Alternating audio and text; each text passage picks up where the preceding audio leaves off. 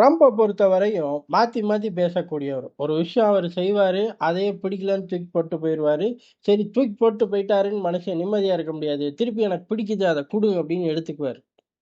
எல்லாரும் குட்டி பிள்ளையில இப்படி இருந்திருப்போம். அதுக்குன்னு இப்ப வரையுமாடா இப்படி இருக்கிறது அப்படின்னா, இருக்காரு பெரிய மனுஷன். நம்ம என்ன பண்றது? ஆனா உலகம் அவர் கையில மாட்டிக்கிச்சு. காரணம் அண்ணன் அமெரிக்காவோட அதிபர்.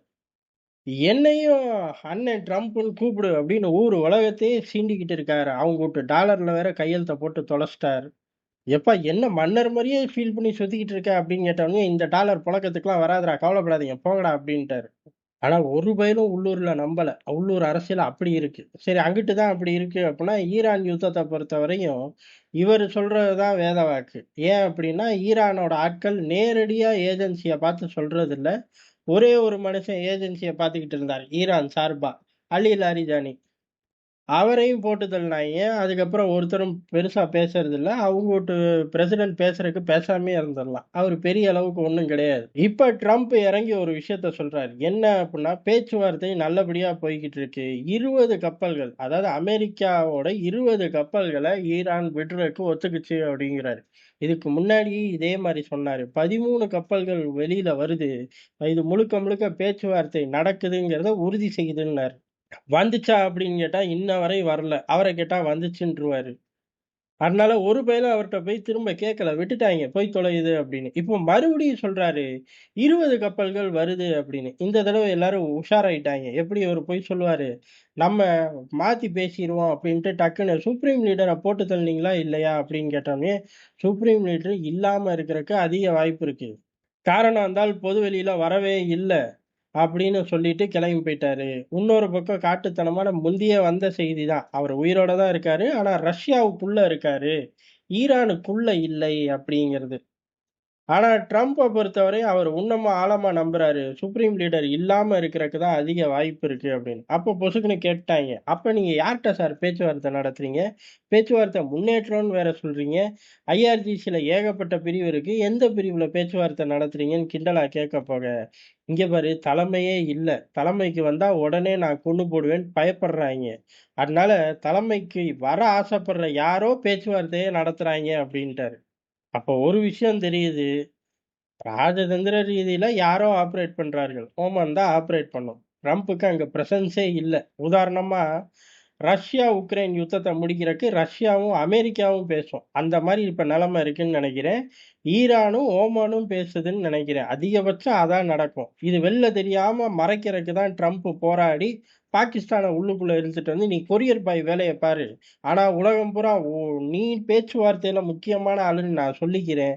அப்படின்னு சொல்லியிருக்காரு. ஏன்னா இவர்ட்ட இருந்து வர அவுட்புட் பூரா, பேச்சுவார்த்தை ரீதியா வர அவுட்புட் பூரா இப்படிதான் இருக்கு. அதே சமயம் இதுக்கே ஃபோக்கஸ் போக்கூடாதுன்னு, பேச்சுவார்த்தைன்னு ரொம்ப நாள் இழுக்க முடியாது. நான் பார்ப்பேன். பேச்சுவார்த்தை ஒரு பக்கம் போய்க்கிட்டு இருக்கும். ஒரு பக்கம் நான் குண்டு போடுறத நிறுத்தவே மாட்டேன் அப்படின்ட்டாரு. பதிலுக்கு ஈரானும் ஸ்டேட்மெண்ட் விட்டார்கள். எப்படி அப்புட்ன்னா, அவர்களோட சுப்ரீம் லீடர் முஸ்தபா கமேனி வழக்கம் போல கடிதத்து வாயிலா மக்கள்ட்ட உரையாற்றிட்டார். மக்களுக்கு நன்றி சொல்ட்டார். அதே மாரி ஈராக் ரெசிஸ்டன்ஸ்க்கும் நன்றி. ஏன் அப்புட்ன்னா, பெரிய அளவு பேஸ அடிச்சு தொடைச்சு தாக்கிட்டீங்கடா அப்படின்னு சொல்லி அவர்களுக்கும் நன்றி. இந்த பக்கம் ஹவுதிகளுக்கும் நன்றி. ஏன் அப்புட்ன்னா, யுத்தத்துக்குள்ள வந்துட்டார்கள் அப்படிங்கிறக்காக. எல்லாரையும் வர வச்சதே இவர்தான். என்னமோ இவரு சொல்லாம அவனுங்க பூரா ஆயுதத்த தூக்கிட்டு ஓடி வந்த மாரி, தனித்தனியா நன்றி. 3 நன்றிகள் சொல்லி, அமெரிக்காவ சும்மா விடவே மாட்டோம் அப்படின்னு சொல்லி, பேச்சுவார்த்தையில நாங்க ஈடுபடல அப்படின்ட்டாரு பொசுக்குன்னு. இப்ப ட்ரம்ப் போய் மூஞ்சிய எங்க வச்சுக்குவாரு அப்படின்னு தெரியல. ட்ரம்ப் எங்க வேணாலும் வச்சுக்கட்டும். முதல்ல நம்ம பேஸ் எல்லாம் அடிச்சு நொறுக்குறாய்ங்க அப்படின்னு இப்ப ஃபுட்டேஜே வெளியில விட்டு அமெரிக்கால கலவரமா மாறிப்போகுது. எந்த அளவுக்கு அப்புட்ன்னா, அமெரிக்காவுல வளைகுடால உள்ள பேஸ் ஏகப்பட்டது கணிசமான சேதாரம். அதே மாரி உயிரிழப்புகள் அப்படிங்கிறதும் கணிசமா கூடிக்கிட்டே இருக்கு. சேதாரம் அப்படிங்கிறது ரொம்ப கூட. இவர்களோட ரேடார் ஸ்டேஷன் ஆகட்டும், முக்கியமான கிடங்குகள் ஆகட்டும், எல்லாமே இப்ப பெரிய அளவு சாம்பல் ஆயிருச்சு. ஈரானிய தாக்குதல்ல. தடுக்க முடியல இவங்கனால. பேஸ நோக்கி எப்ப வேணாலும் மிசைல் வருங்கிறது ஊரறிஞ்ச உண்ம. அந்த மிசைல தடுக்க முடியல. இப்ப அமெரிக்காவுக்கு என்ன மாரியான ஒரு தர்ம சங்கடமான நிலைமை. காரணம் என்ன அப்டின்னா, ஈரான் அடிக்குது, அமெரிக்கா அடி வாங்குது. பேஸ பொறுத்தவரை அதானே உண்மை, அதான் உண்மை. ஈரானுக்குள்ள அமெரிக்கா அடிக்குது, ஈரான் அடி வாங்குது. அது தனி கணக்கு. அது நீ ஃபயர் பவர் கூட வச்சிருக்க. ஆனா உன்ன நோக்கி அடிச்சாலும் நீயும் அடி வாங்க தான் வேணும். காரணம் ஃபயர் பவர் அவன் அதிகமா வச்சிருக்கான். அப்படிங்கிற ஒரு இடியாப்ப சிக்கல்ல அமெரிக்கா, ஈரான் தராசு ஒரே லெவல்ல நிக்க வச்சுட்டாய்ங்க சர்வதேச ராணுவ வட்டாரத்துல. இது அமெரிக்காவுக்கு பெரிய அதிர்ச்சி. என்ன பண்றதுன்னே தெரியல. இது பத்தாது அப்படின்னு சவுதி நேத்து தான் சொன்னுச்சு. ஆயில் அவுட்புட்லாம் முழு வேகம் 100% இந்த யுத்தத்துக்கு முன்னாடி என்ன கண்டிஷன்ல இருந்தனோ, அதே கண்டிஷனுக்கு கொண்டு வந்துட்டேன் அப்படின்னார்கள். கொண்டு வந்து என்ன பண்றது? திருப்பி ரெட் சி வழியா தான் போயாகணும்.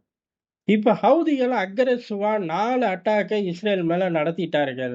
அதே மாரி அடுத்த 4 நாளைக்குள்ள ரெட் சீயை முடக்குவோம் அப்படின்னு அறிவிச்சிருக்கார்கள். இது ட்ரம்புக்கு ஏகபோக டென்ஷன கிளப்பி விட்டுருக்கும். ஏற்கனவே ஸ்ட்ரெய்ட் ஆஃப் ஹோர்முஸை அவரால காப்பாத்த முடியல. ரெட் சீ அதுக்கு முன்னாலேயே தலைவனால காப்பாத்த முடியாம ஊர் உலகத்த பூரா கூப்பிட்டாரு. வரலன்னோனே இதே மாரி கோவப்பட்டு ஏமன்ல போய் பெரிய அளவு தாக்குதல்லாம் நடத்தினார். B-2B பாம்பர தான் அங்கேயும் தூக்கிட்டு போனார். டொமகாஸ் மிசைல் 138 மிசைல்கள் ஏமனுக்குள்ள ஏவுனார்கள். பெரிய அளவுல செங்கடல்ல கண்ட்ரோல் கொண்டு வர முடியாம திருப்பி வெறுங்கையோட அமெரிக்க படைகள் வந்துச்சு. அதுக்கு அடுத்து தான் ஸ்ட்ரெய்ட் ஆஃப் ஹோர்முஸ் பஞ்சாயத்து. இங்கேயும் அதே நிலைமை தான். அப்படியே கட்காப்பி தான். இங்கேயும் பாம்பர் போச்சு. B-2B பாம்பர் போச்சு. டொமகாஸ் மிசைல் எவ்வளவு மிசைல் லான்ச் பண்ணாங்கன்னு சொல்லவே மாட்டேன்ட்டாங்க. ஏன் அப்படின்னா மொத்தமாவே 350 தான் இருக்கு. அதுல 138 ஏமன்ல செலவு பண்ணிட்டாரு ட்ரம்ப். என்னமோ இவரே போய் செலவு பண்ணிட்டு வந்த மாரி. அவங்க ஊர் அரசியல் அவ்வளோ அழகா இருக்கு. மீதிய ஈரான்ல பண்ணிட்டாய்ங்க. இப்ப மிச்ச கையிருப்பு எவ்வளோன்னு சொல்ல மாட்டேங்கிறாய்ங்க அப்படின்னு சொல்லி அங்க சண்டை போட்டுக்கிட்டு இருக்காய்ங்க. அதனால தான் இந்த யூனிட்டோட கணக்கே வெளியில ஃபிளாஷ் ஆச்சு. அப்படி இருக்கும்போது 2 இடத்துலயும் B-2B பாம்பர யூஸ் பண்ணிட்ட. நீ பெருமையா பேசக்கூடிய டொமஹாக் மிசைலையும் யூஸ் பண்ணிட்ட. அவுட்புட் இல்லை. இத உலகம் எப்படி பார்க்கும்? உலகம் அசிங்கமா பார்க்கும், கேவலமா பார்க்கும். இது தெரிஞ்ச விஷயம் தானே! அந்த மாரி ட்ரம்ப் ஒரு பக்கம் கிழிக்க, அவர் அசராம பொய்யா தூக்கி அடிக்க, அவரு பொய் அடிக்கிறத திருப்பி ஈரான் வந்து கிழிக்க. ஃபர்ஸ்ட்டு நீ கிழிச்சதெல்லாம் ஒண்ணும் பிரயோஜனமே இல்ல. மைலேஜே இல்லாத விவகாரம் அப்படின்னு சொல்லி உள்ளூர் அரசியல் ட்ரம்ப் அடிக்கிறார்கள். இல்ல, இல்ல நான் சாதிச்சுட்டேன்.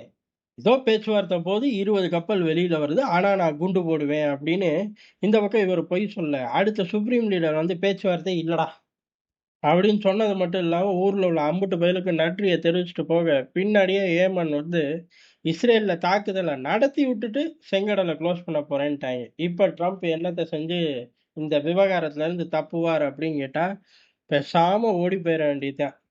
இல்ல நான் மல்லு கட்டுவேன் அப்படின்னா, மல்லு கட்டிக்கிட்டே இருக்க வேண்டியதுதான். இந்த யுத்தத்தோட ஆரம்பத்திலேயே நம்ம ஒரு விஷயம் சொன்னோம். பொதுவாவே யுத்தங்கள் எப்ப நிக்கும் அப்படிங்கிறது கணிக்க முடியாது. ரொம்ப கஷ்டம். ஆனா, இந்த ட்ரம்ப பொறுத்தவரை அவர் ஒரு டைம்லைன் சொன்னார்னா, கட்டாயம் இழுத்து தொலைச்சுரும் அப்படின்னோம். அவரு ஃபர்ஸ்ட் என்ன சொன்னாரு? 4 வாரம்னாரு. 4 வாரம் முடிஞ்சு 5வது வாரத்துல ஜம்முன்னு யுத்தம் பயணிக்குது. ஏன்யா நீ பாட்டு டைம்லைன் சொன்ன? மூடிட்டு இருந்தாலே நின்றுருக்கும் அப்படின்னு உள்ளூர்லயும் திட்டுறாய்ங்க. உலகம் பூரா திட்டுறாய்ங்க. ஆனா ட்ரம்ப பொறுத்தவரையும், அவரு திட்டுறவன்ட்டே நோபல் பிரைஸ் கேட்கிற ஆளு.